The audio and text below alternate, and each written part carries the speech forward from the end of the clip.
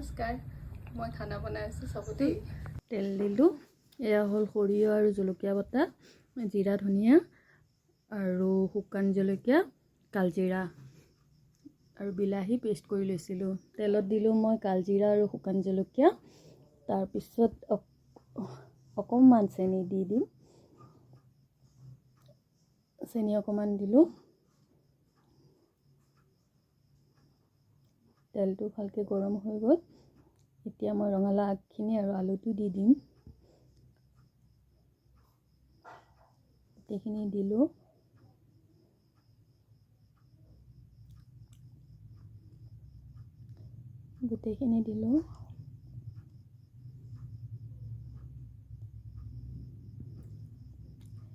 নিমখ জোখ অনুসাৰে দিছোঁ, হালধি, মছলাখিনি এতিয়া দিওঁ, লৰাই লওঁ।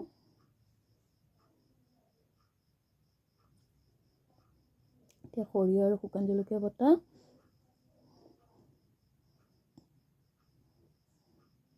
ভাজা লাগিল। বিলাহী দিছোঁ, বিলাহী দি লৰাই দিলোঁ। ধুনীয়াকৈ ঢাকি থোৱাৰ পিছত চিমত দি শুকাই গ'ল, সিজিলে বস্তুটো।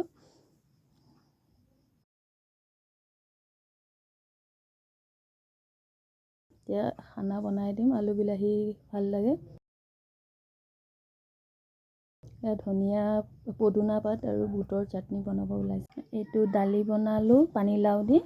তাৰপিছত এইটো বনাইছোঁ চালাড, তিয়ঁহ, বুট আৰু পিঁয়াজ দি কেনে।